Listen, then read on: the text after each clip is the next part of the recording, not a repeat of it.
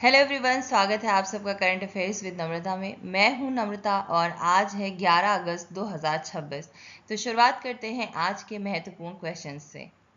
आज का पहला टॉपिक है ग्रामीण विकास मंत्रालय द्वारा पीएमजीएसवाई, वीबीजी रामजी और डीएनआरएलएम जैसी योजनाओं के माध्यम से ग्रामीण विकास किया जा रहा है। हालांकि प्रत्येक लोकसभा निर्वाचन क्षेत्र के लिए ग्रामीण बुनियादी ढांचे व आजीविका विकास का कोई एकीकृत मास्टर प्लान वर्तमान में प्रस्तावित नहीं है। आगे इस टॉपिक से हम कुछ इंपॉर्टेंट एमसीक्यूज और उसके एक्सप्लेनेशन भी देखेंगे। ग्रामीण विकास मंत्रालय की कौन सी योजना ग्रामीण सड़कों के विकास से संबंधित है? तो ये है पीएमजीएसवाई योजना। पीएमजीएसवाई योजना का पूरा नाम है प्रधानमंत्री ग्राम सड़क योजना, जिसका मुख्य उद्देश्य ग्रामीण क्षेत्रों में सड़क संपर्क को बेहतर बनाना है। जिला स्तर पर विकास समन्वय और निगरानी समितियों की अध्यक्षता कौन करता है? तो इसकी अध्यक्षता संबंधित संसद सदस्य करते हैं। ग्रामीण विकास योजनाओं के प्रभावी क्रियान्वयन और बेहतर समन्वय के लिए जिला स्तरीय विकास समन्वय एवं निगरानी समितियां संबंधित सांसद की अध्यक्षता में गठित की जाती है।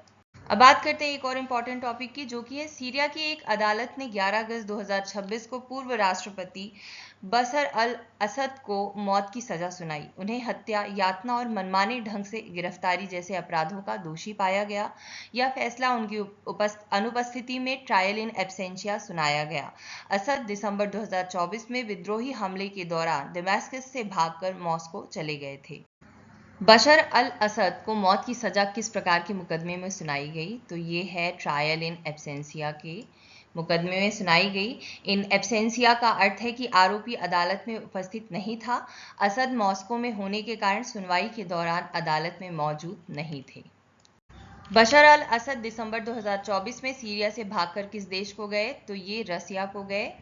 असद विद्रोही ऑफेंसिव के दौरान दमास्कस से भागे और मॉस्को रसिया में चले गए। अब बात करते हैं एक और इम्पॉर्टेंट टॉपिक की, जो कि है सहकारिता मंत्रालय के अनुसार देश में कुल 8.53 लाख सहकारी समितियां हैं, जिनमें 6.63 लाख कार्यशील हैं। इनमें 5.95 लाख का ऑडिट हो चुका है, जबकि 68,020 समितियों का ऑडिट नहीं हुआ है। अब इनसे कुछ इम्पॉर्टेंट टॉपिक्स भी देखेंगे।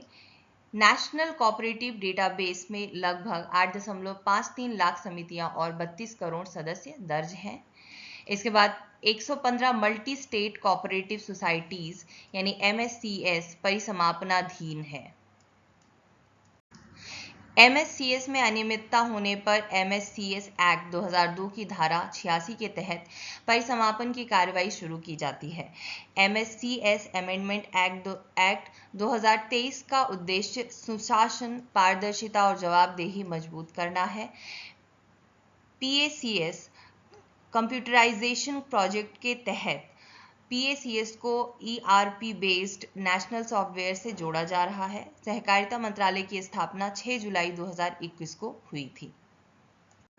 मल्टी स्टेट कोऑपरेटिव सोसाइटीज में वित्तीय गमन अनियमितता के मामले में परिसमापन की कार्यवाही किस धारा के तहत की जाती है? तो धारा 86 के तहत की जाती है।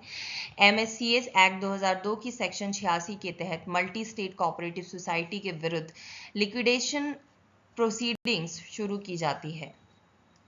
Cooperative rehabilitation, reconstruction and development fund की स्थापना किसके तहत की गई थी? तो ये स्थापना हुई थी MSCS एक्ट 2002 की धारा 63A के तहत। MSCS अमेंडमेंट एक्ट 2023 के तहत सेक्शन 63A में इस फंड की स्थापना की गई। इसका उद्देश्य बीमार मल्टी स्टेट कोऑपरेटिव सोसाइटीज को रिवाइव करना और फाइनेंशियल असिस्टेंस देना है।